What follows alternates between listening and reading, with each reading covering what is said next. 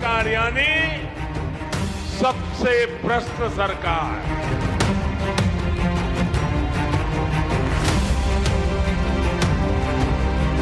अब विधानसभा चुनावों में बीजेपी यहां टीआरएस और कांग्रेस दोनों का पत्ता साफ करने जा रही है।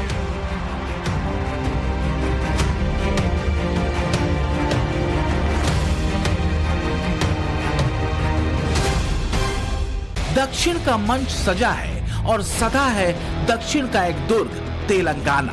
काशी, गोरखपुर और छत्तीसगढ़ के दौरे के बाद राजनीति में विकास धर्म का पर्दा उठा है तेलंगाना में। केसीआर और ओवैसी के गढ़ में पीएम मोदी ने चुनावी चौसर पर अपनी चाल चल दी है। निशाने पर बीआरएस और कांग्रेस दोनों हैं। तेलंगाना कई मामलों में बीजेपी के लिए अहम है। कर्नाटक पराजय का प्रतिशोध और दक्षिण में बीजेपी की नई सियासी जमीन के लिए नया शोध। बीजेपी के लिए कर्नाटक के बाद तेलंगाना, आंध्र प्रदेश और केरल दक्षिण के वो दुर्ग हैं जहां मजबूत होने के लिए बीजेपी जी जान से जुटी हुई है। तेलंगाना 2023 और 24 दोनों की समर के लिए बीजेपी का एक अहम अखाड़ा है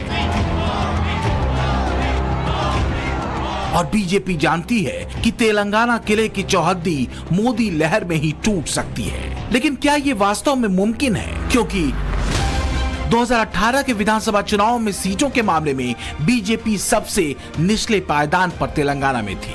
उसे सिर्फ एक सीट हासिल हुई थी।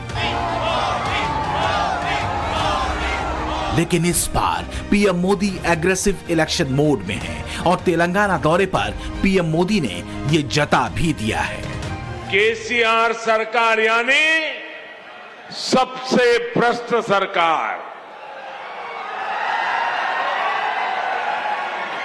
और देखिए खेल अब तो दिल्ली तक इनके भ्रष्टाचार के तार फैल गए हैं।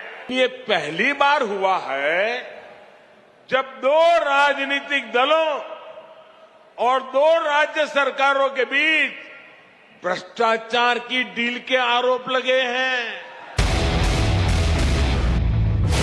तेलंगाना में करप्शन के मुद्दे पर मोदी केसीआर की घेरेबंदी करते हैं और विकास के रोड मैप के साथ सूबे में ब्रांड मोदी की राजनीति का दांव चलते हैं और ये दांव कई जगह सिद्ध हुआ भी है। जिन लोगों को ये लगता है कि बीजेपी के लिए तेलंगाना अभी बहुत दूर है, उनको पश्चिम बंगाल के इस आंकड़े को जरूर देखना चाहिए। 2016 के चुनाव में पश्चिम बंगाल में बीजेपी की स्थिति तेलंगाना वाली ही थी, जब उसे महज 3 सीटें मिली थी। लेकिन सिर्फ 5 साल बाद बीजेपी को बम्पर 77 सीटें हासिल हुई और इसलिए तेलंगाना में बीजेपी को लगता है कि मोदी है तो मुमकिन है। वारंगल में मोदी ने केसीआर सरकार पर 5 प्रहार किए। इसमें सबसे ऊपर था भ्रष्टाचार का मुद्दा और परिवारवाद का मुद्दा। इसके साथ मोदी ने वादा खिलाफी, रोजगार और विकास की अनदेखी के मुद्दे पर भी केसीआर को घेरा। ये जितनी भी परिवारवादी पार्टियां हैं, उनकी नींव भ्रष्टाचार पर खड़ी होती है। परिवारवादी कांग्रेस का भ्रष्टाचार पूरे देश ने देखा है। परिवारवादी बीआरएस का भ्रष्टाचार पूरा तेलंगाना देख रहा है।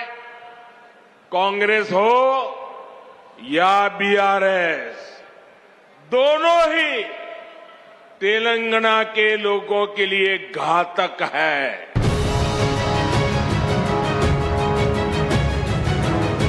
तो क्या बदले तेलंगाना की तस्वीरें और विकास का ब्लूप्रिंट केसीआर और ओवैसी के साइलेंट गठजोड़ को तोड़ पाएगा? ये सवाल बड़ा है।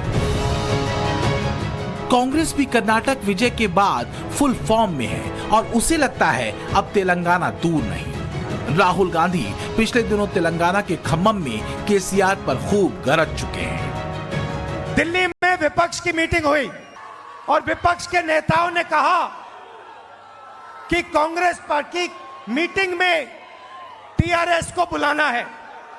हमने विपक्ष को साफ कह दिया कि अगर टीआरएस इस मीटिंग में आएगी तो कांग्रेस पार्टी इस मीटिंग में नहीं आएगी। हमने कहा कि टीआरएस बीजेपी की बी टीम है, हम उसके साथ नहीं बैठेंगे। बीजेपी की बी टीम से हम समझौता कभी नहीं कर सकते। लेकिन इस गरज से वोट बरसेंगे ही, इसमें संदेह है, क्योंकि ओवैसी और केसीआर की घुटी हुई केमिस्ट्री सबसे बड़ी चुनौती कांग्रेस के लिए ही है। मुद्दा मुस्लिम वोट बैंक का है, जो ओवैसी की मजलिसों में एआईएमआईएम पर फिदा होता रहा है और इसका फायदा बीआरएस को मिला है। पिछले लोकसभा चुनाव में बीआरएस को कुल 17 सीटों में से 9 सीटें मिली थी, बीजेपी को 4, कांग्रेस को 3 और एआईएमआईएम को 1 सीट हासिल हुई थी। केसीआर को जो लोग अंडर एस्टिमेट कर रहे हैं वो बहुत ज्यादा अंडर एस्टिमेट कर रहे हैं, उनको नहीं करना चाहिए। मगर केसीआर का ने एक विजन है, केसीआर का ने एक सोच जरूर है। अंडर एस्टिमेट अगर कोई कर रहा है केसीआर को तो फिर वो eight their own cost. Estimation और अंडर एस्टिमेशन के पीछे का भेद है तेलंगाना की 12% की मुस्लिम आबादी और उसका वोट बैंक, जो कम से कम कांग्रेस की तुलना में बीआरएस और एआईएमआईएम की युति को ज्यादा अपने लिए कंफर्टेबल पाता है। और यही कांग्रेस की राह में बड़ा कांटा है, क्योंकि मुस्लिम वोट अभी भी कांग्रेस के हाथ से छिटका हुआ ही है, कुछ जगहों को छोड़कर। और ये तस्वीरें कांग्रेस को और ज्यादा चिढ़ाने वाली है। बीते करीब 9 सालों में ब्रांड मोदी ने अपनी जगह तेलंगाना में बखूबी बनाई है और मोदी ने अपने विजन को यहाँ 3 सूत्र से कसा है: राजधर्म, राजकर्म और सेवा संकल्प। वारंगल में पीएम मोदी ने मां भद्रकाली के दर्शन पूजन किए, तो वहीं 6100 करोड़ की विकास परियोजनाओं की सौगात भी तेलंगाना को दी। इससे पहले मंदिर प्रांगण में गो सेवा के सनातन संस्कार को भी पीएम मोदी ने निभाया। वैसे अगर पिछले 2 लोकसभा टर्म्स के नजरिए से देखें तो विकास के पैरामीटर पर बीजेपी को हल्की ही सही लेकिन बढ़त मिलती दिखी है। इससे आप 2014 और 2019 के लोकसभा चुनाव में बीआरएस, बीजेपी और कांग्रेस के परफॉर्मेंस मीटर से भी समझ सकते हैं। बीआरएस को 2014 में जहां 12 लोकसभा सीटें मिली थी, वहीं 2019 में ये घटकर 9 रह गई। उसे 3 सीटों का नुकसान हुआ। जबकि बीजेपी को 2014 में 1 सीट मिली थी, ये 2019 में बढ़कर 4 हो गई, यानी बीजेपी को 3 सीटों का फायदा हुआ। इसी तरह कांग्रेस को 2014 में 2 लोकसभा सीटें मिली थी, जबकि 2019 में उसे 1 सीट का फायदा हुआ, ये बढ़कर 3 हो गई।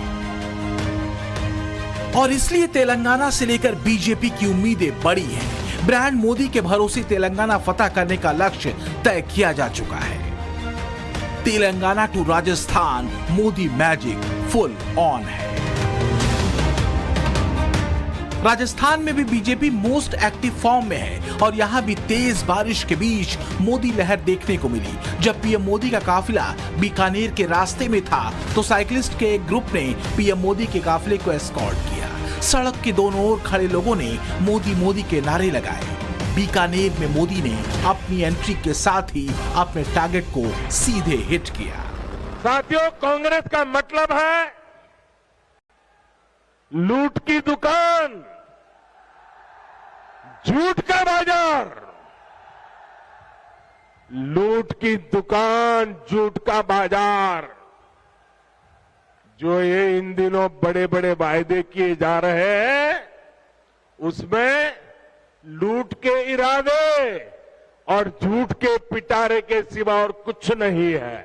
इनके नेता ने 10 दिन के भीतर भीतर कर्ज माफी की कसम खाई थी। कर्ज माफ हुआ क्या? पीएम मोदी का मिशन मोड में काम करना ये बताता है कि राजस्थान के दुर्ग पर अब उनकी नजर टिक चुकी है। हिमाचल या कर्नाटक वाली गलती दोहराने की कोई गुंजाइश नहीं। पिछले 9 महीने में 7वीं बार पीएम मोदी राजस्थान के दौरे पर पहुंचे। बीकानेर में उन्होंने अमृतसर जामनगर ग्रीनफील्ड एक्सप्रेसवे का लोकार्पण किया। इसके साथ ही 25,000 करोड़ की परियोजनाओं का भी लोकार्पण और शिलान्यास किया। और इसी के साथ कानून व्यवस्था से लेकर करप्शन तक के मुद्दे पर राजस्थान की गहलोत सरकार और कांग्रेस पर चोट की। भाइयों और बहनों, महिलाओं के खिलाफ अपराध के मामले में, बलात्कार के मामले में राजस्थान सबसे आगे है। हालात ये है कि यहां रक्षक ही भक्षक बन रहे हैं और दुर्भाग्य ये कि बलात्कार और हत्या के आरोपियों को बचाने में पूरी सरकार जुटी हुई नजर आती है। अपने वोट बैंक की राजनीति के लिए हमारी बेटियों पर गलत नजर डालने वालों को कांग्रेस संरक्षण दे रही है। पिछले 48 घंटों में करीब 5000 किलोमीटर से ज्यादा की यात्रा पीएम मोदी कर चुके हैं। मोदी का इरादा अटल है और मिशन क्लियर। सिर्फ 23 के सेमीफाइनल ही नहीं बल्कि 24 की फाइनल जंग के लिए जमीन तैयार कर देनी है और ब्रांड मोदी एक्टिव है।